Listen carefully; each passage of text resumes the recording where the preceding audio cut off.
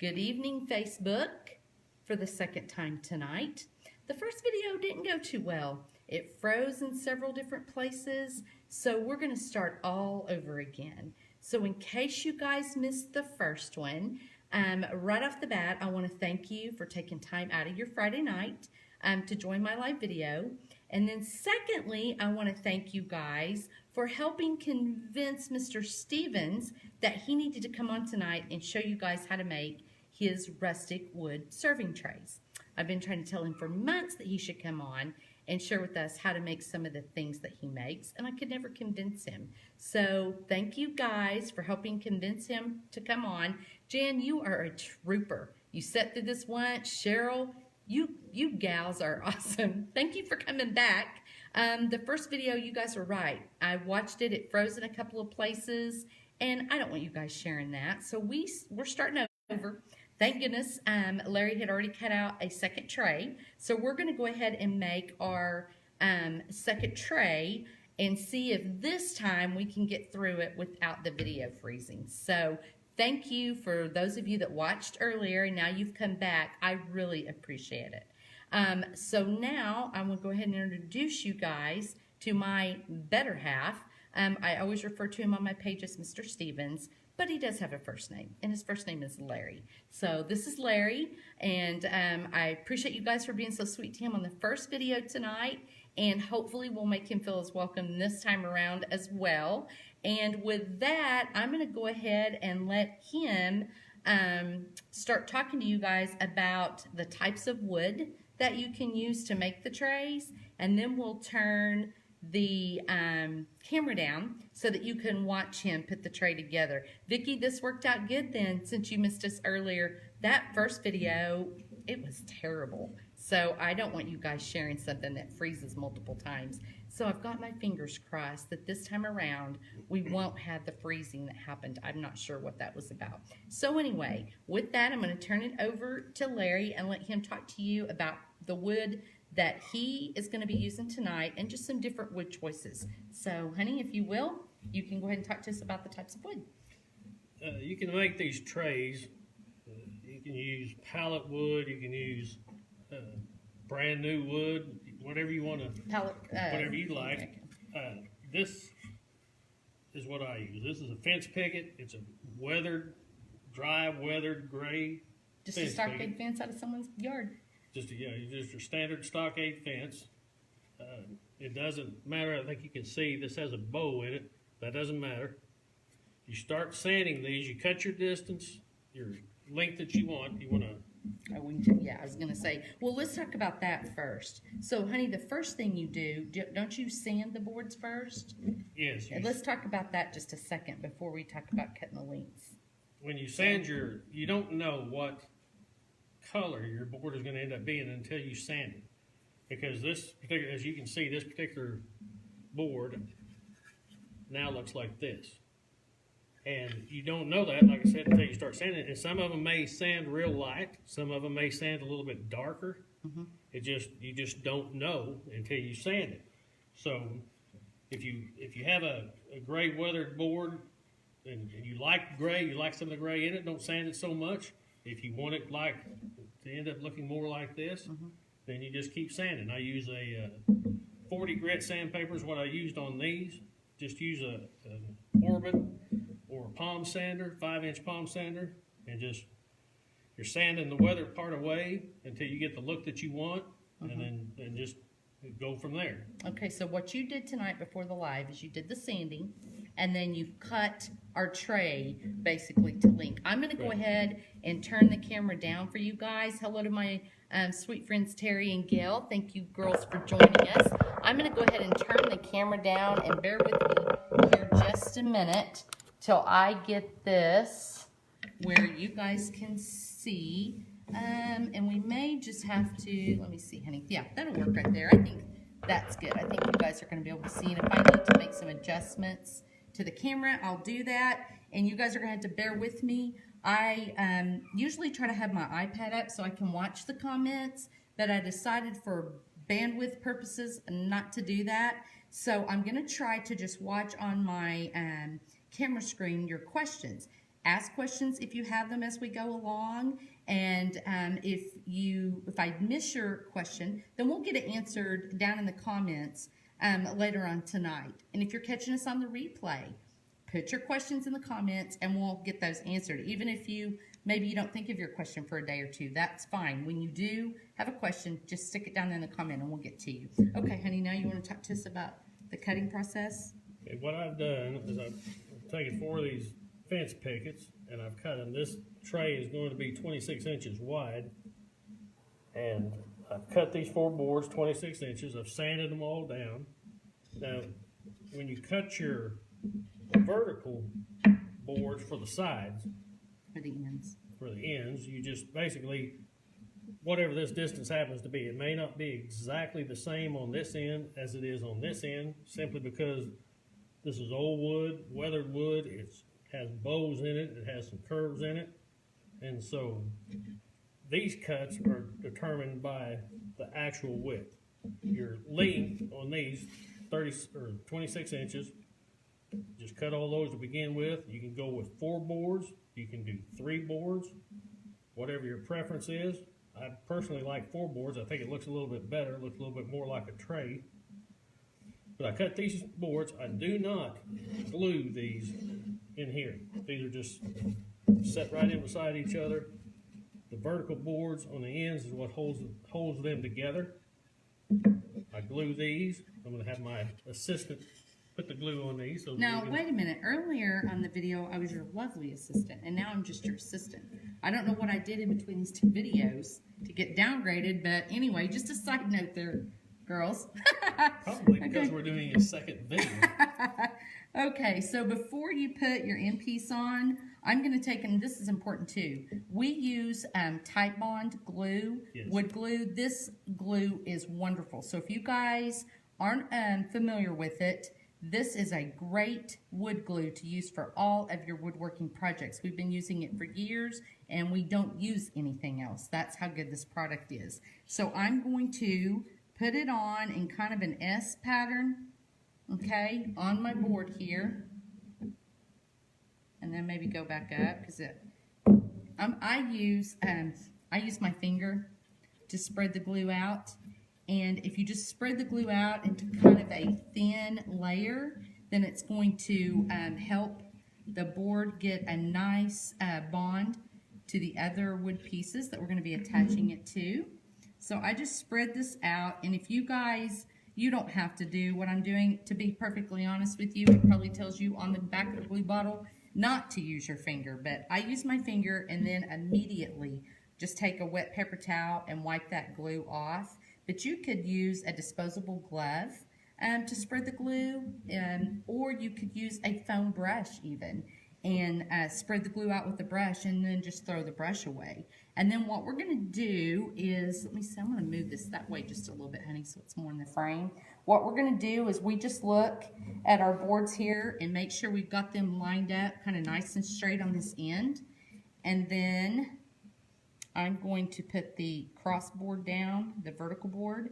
And if you guys don't have someone who can help you during this process, you could use a clamp that's wide enough to hold your first board and your fourth board here. You could just put a clamp there to hold this together for you while you work. If it feels awkward or weird to you to try to do it by yourself, then just use a clamp to hold that together. When you're putting this vertical piece on, I was telling you that some of these boards have a bow in it. If it has a bow like this, you want the high side to be on your top side.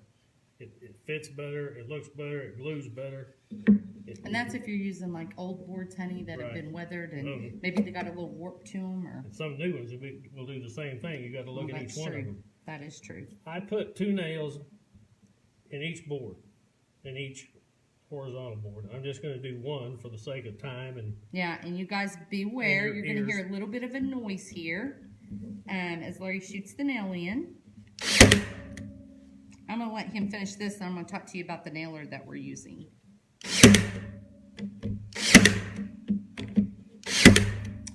Okay, the nail gun that we're using tonight is made by Ryobi. It's an Airstrike. And what is awesome about this is you guys can see it's battery operated. So I can put a link to this down in the comments too, because this is a very handy tool.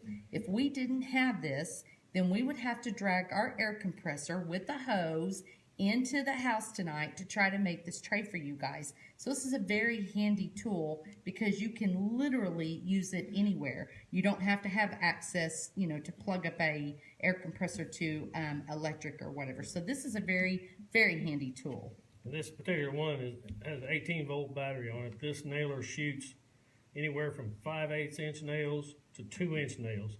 It has plenty of power. It'll drive a 2-inch nail just as easy as it will a 5/8 inch nail. So yeah, this is a really, really nice nail gun if somebody's in the market for one. I know I had recommended it to my friend Jan, and Jan's been using it for over a year now, I think. Jan, I don't know if you're still on, but this is a really, really nice tool. And for you gals that enjoy doing woodworking, I can handle that nail gun with ease. So can Jan. So it's not too big, bulky, and heavy for all of us gals that, you know, normally might be intimidated by power tools. I can easily handle that gun, and it doesn't scare me at all. So it's just a really good choice, even for all of us. So thought I would throw that in there too. And once again, I'm just spreading the glue out, just getting it in a nice thin layer on our board. Okay, and that just helps it adhere better. Okay, honey. And let me see that. Yeah, they can still see that.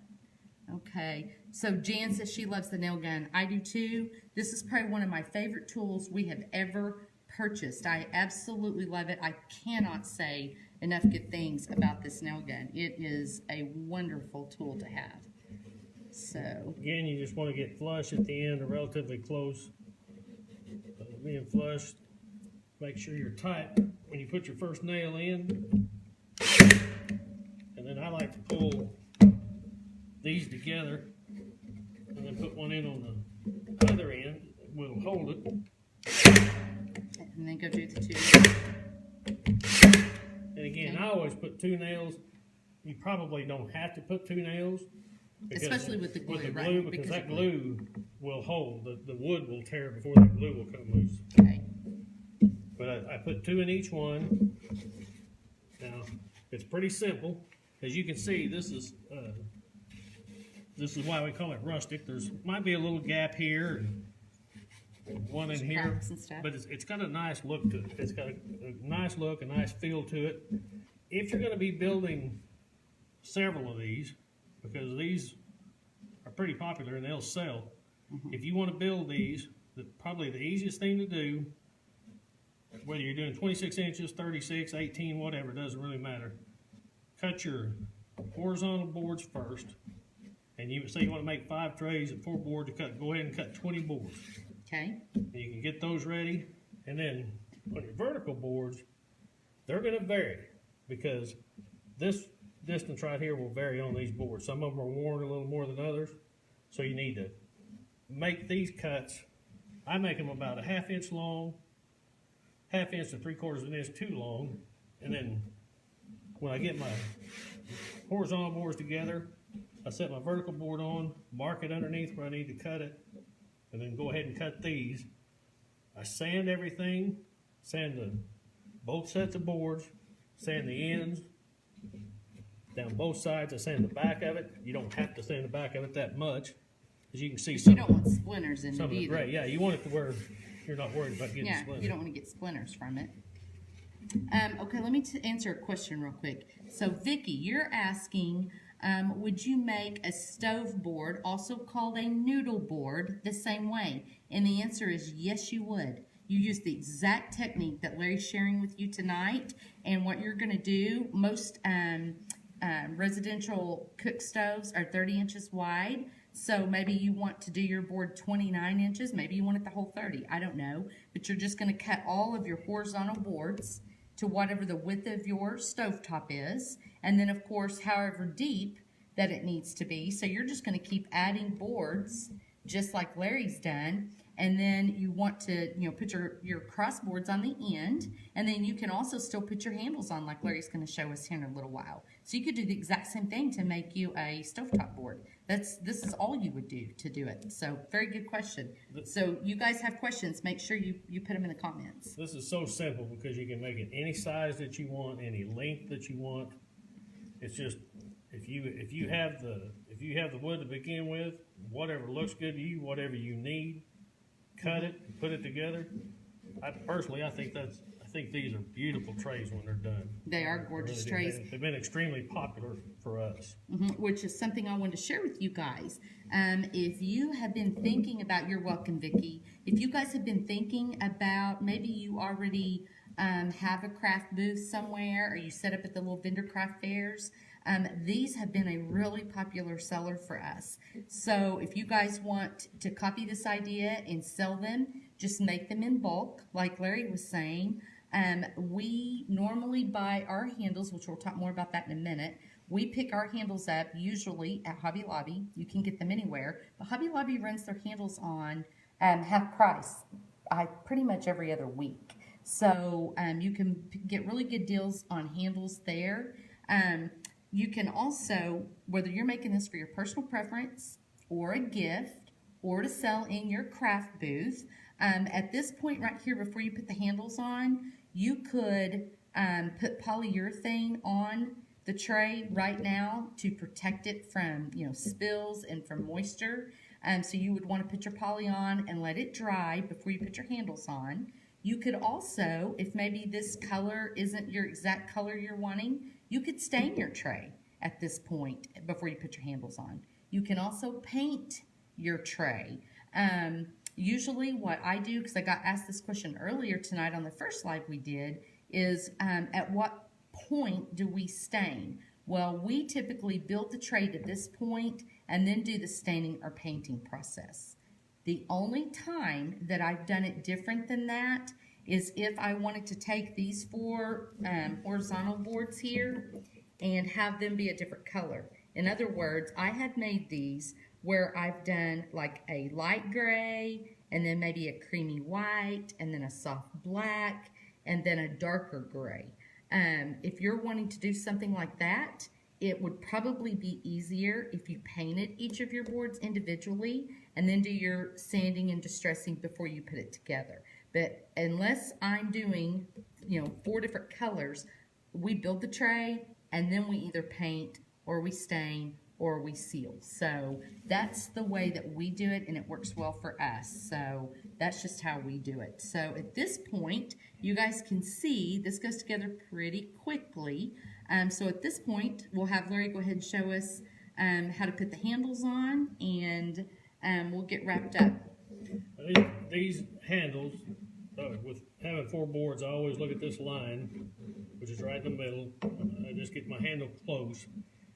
If you want it perfect, you can measure everything perfect. What I generally do is I get one side and where I think it looks good, I screw it in. I use just drywall screws,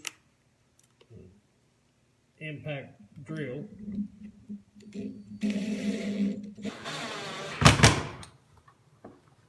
Get one end in, and you can line it where you're in the middle. Put the other end in. Then I'll measure and see where I've got it so I can make the other end the same.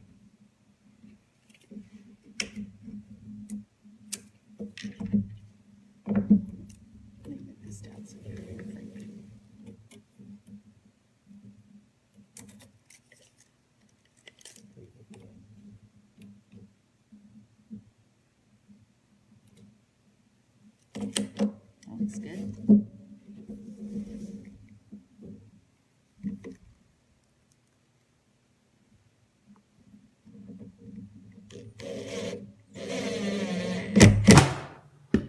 Just line that up again. Some people can look at these and get them pretty straight. Some people have trouble with that. It's real easy to measure if you have trouble just eyeballing it. measure to know where it goes? Mhm. If you want to measure, if you want to get it exact, try it, since these two boards they might be just a hair different as far as length because of the width of these. If you want to get it exactly in the middle, measure down from the top. I mean, get your middle of this board, then measure down from the top on both of them. And that way, even if one is just a hair longer, it looks good, exactly perfect down this way, which is what you want. So with that, with these handles on, if you're not going to stain it, you're done with this tray. You're done. These are fast. They're fast to make. And I can't remember because we have to do 2 live videos tonight. So I can't remember what we've told you guys and what we shared on the first video. Boy, that doesn't want to stay up, honey. Oh. That you guys can use pallet wood to make these trays. You can use the old gray stockade fence like we used. You can use brand new boards. And if you're going to use brand new boards, you guys have probably figured out this about me by now. Go to your local lumberyard, hardware store, and check with them first and see if they carry like a fence picket or even a 1x4. You could use pine or cedar. You don't need to use any high dollar wood to make these. So if you're going to go buy a 1x4, then I suggest you buy either cedar or pine. But the fence pickets work great. So if you can get a fence picket, that's ideal for making these. And Vicki, even for your noodle board for your stove, same thing. You could use the same type of wood for it, so it would work out great. If your hometown lumberyard doesn't have it, then of course Home Depot or Lowe's is always going to have fence pickets, and you could just buy them there. So you could use brand new wood too. And like I said, you can stain them.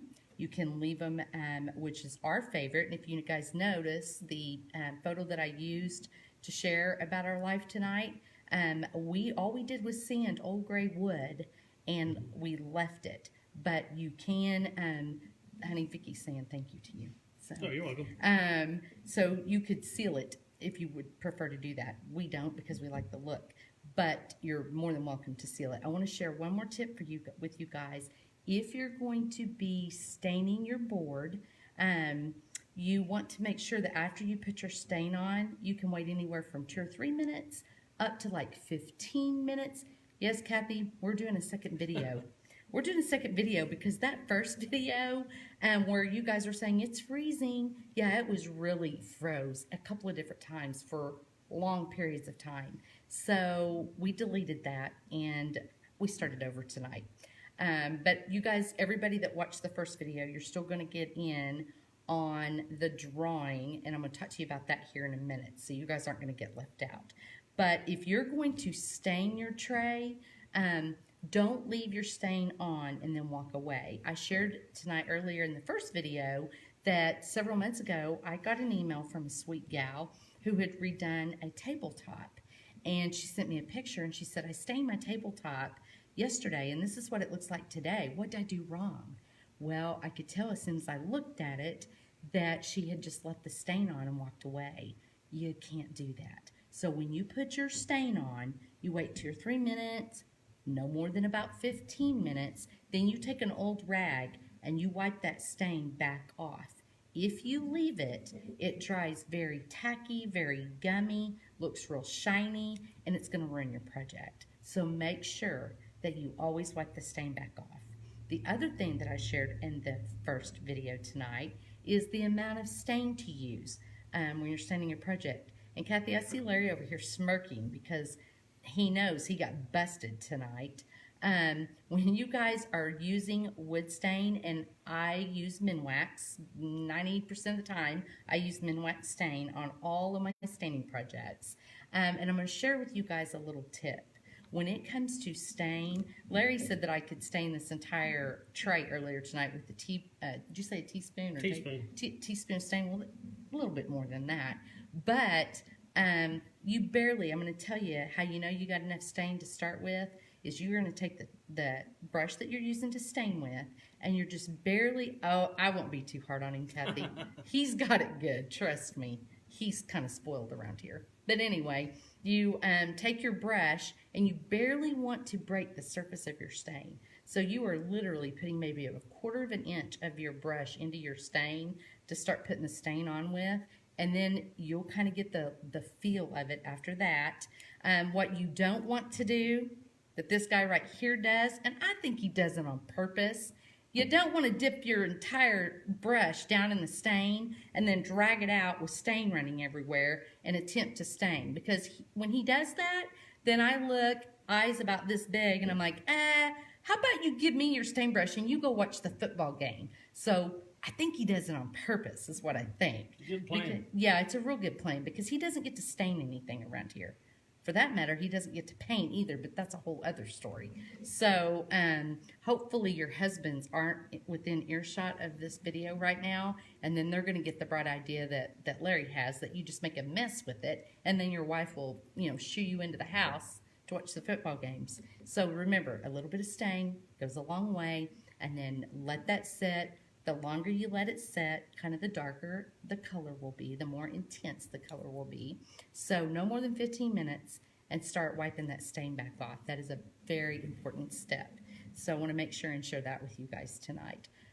One other thing I was going to say on the glue that we use on a type bond, I think it says it'll become tacky after like 30 minutes or something like that, and then 24 hours later it's cured completely. Honey, you're going to have to kind of come down here. We can't see you. Guys, I'm sorry, but I'm 5 foot tall and Larry is 6 foot tall. It's kind of hard to get the camera where we're both in the frame. Honey, just stay down here if that looks better. Okay. I can tell you from experience, the glue that we put on 30 minutes from now, you couldn't pull that apart if you had to. It'll tear the wood before it'll tear the glue. So yeah, if you want to leave it a couple hours just to make sure, that's fine. But once it sticks, it's there. Mm-hmm. Type Bond is wonderful. Yes, it is wonderful. Very good product. So yeah, it's an awesome product. So Kathy's saying that you guys do it on purpose, just like doing the dishes. I agree with you, Kathy. I know it's on purpose. He's like, oh, look at me. I'm over here staining, honey. Am I doing it right? Like trying to bring attention to it because he knows I'm going to go running over in a panic and snatch the brush out of his hand. So I know it's on purpose. If you don't do something and it's done wrong, you can't get blamed for it. See, it's on purpose. Okay, so Cheryl's asking, oh, this one's starting to freeze too. Oh, no. Okay, Cheryl, it's Type Bond. You can get this at, always check your local hardware store first. That's what we do. And my sweet friend from the hardware store just joined us. So, Celia, thank you for joining me, dear. Always check with your local company first. If they don't carry Type Bond, you can find it at Home Depot, Lowe's, and those kind of places. So Type Bond is wonderful. It's very, very good glue. So do you guys have any other questions? I don't know if we're still froze or we're not froze. I don't know. This is very frustrating. But if you have questions, ask them. And if you're catching this on the replay, drop your question in the comment and we'll get that answered for you. And we're going to change up a little bit the sharing of this video.